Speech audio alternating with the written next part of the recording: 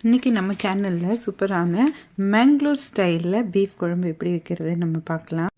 வாங்க நம்ம இப்போ வீடியோக்குள்ளே போகலாம். நான் இப்போது பீஃபை நல்லா கழுவி எடுத்துக்கிட்டேன். ஃபஸ்ட்டு 2-3 தண்ணியில் நல்லா கழுவிக்கோங்க.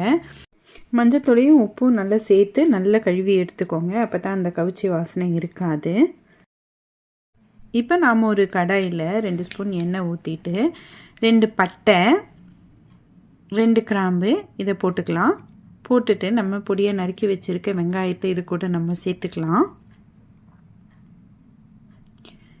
வெங்காயம் நல்லா பொன்னிறமாக வணங்கி வரட்டும். அது கூட நம்ம அரைச்சி வச்சுருக்க இஞ்சி பூண்டு 2 ஸ்பூன் நம்ம சேர்த்துக்கலாம். வெங்காயம் பூண்டு நல்லா வணக்கி எடுத்துக்கிட்டேன். இப்போ நல்லா வணங்கின பின்னால் நான் மசாலா சேர்த்த போகிறேன். 2 ஸ்பூன் மட்டன் மசாலா, அது கூட கரம் மசாலா கொஞ்சம் சேர்த்துக்கிட்டேன். இது கூட நம்ம கொஞ்சம் மிளகாத்தூள் சேர்த்துக்கலாம். சேர்த்துட்டு நல்லா வணக்கி விடுங்க. நல்ல மசாலா அந்த பச்சை வாசனை எல்லாம் போகிற மாதிரி நல்லா வணங்கட்டும். இப்போ நான் அறுத்து வச்சுருக்கேன் 1 கப்பு தக்காளியும் சேர்த்துக்கிட்டேன். மசாலாவை நல்லா வணக்கி விட்டுக்கலாம். இப்போ தக்காளி நல்லா வெந்த உடனே இந்த ஸ்டேஜில் நம்ம என்ன பண்ண போகிறோன்னா 2 ஸ்பூன் தயிர் இதோடு சேர்க்க போகிறோம். அந்த தயிர் தான் இதுக்கு நல்ல ஒரு டேஸ்ட்டை தூக்கி கொடுக்கும். தக்காளி நம்ம அதிகமாக சேர்த்த வேண்டாம். தயிர் சேர்த்துறதுனால நம்ம தக்காளி அதிகமாக சேர்த்திக்க வேண்டாம். இந்த தயிரும் சேர்த்துட்டு நம்ம இப்போ நல்லா வணக்கி விட்டுக்கலாம்.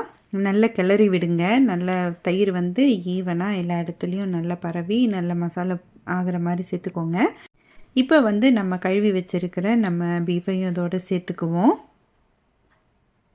இது நான் நல்ல டெண்டர் பீஃபாக எடுத்துருக்கிறதுனால எனக்கு சீக்கிரமாக வெந்துடும். ஆனால் நீங்கள் தனியாக வேக வச்சு வைக்கணும் அப்படின்னா கூட தனியாக வேக வச்சும் இதோடு சேர்த்துக்கலாம். இந்த மசாலாவோடு சேர்த்து நல்லா பெரட்டிட்டு குக்கரில் ஒரு 6-7 விசில் விட்டிங்கனாக்கா பீஃப் நல்லா வெந்து வந்துடும். நம்ம இப்போ இந்த ஸ்டேஜில் நம்ம உப்பு சேர்த்துக்கலாம். உப்பு சேர்த்து நல்லா கிளறி விட்டுக்கோங்க.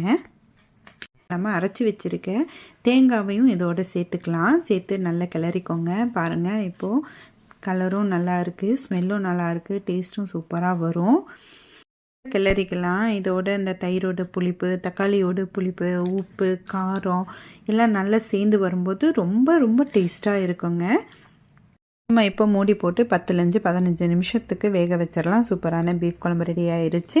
இப்போ கொத்தமல்லி தலையை நம்ம மேலாக தூவி விட்டுடலாம். வாசனையும் சூப்பராக இருக்குங்க. இப்படி செஞ்சு பார்த்துட்டு பிடிச்சிருந்தா லைக் பண்ணுங்கள், சப்ஸ்கிரைப் பண்ணுங்கள், ஷேர் பண்ணுங்கள். தேங்க்யூ.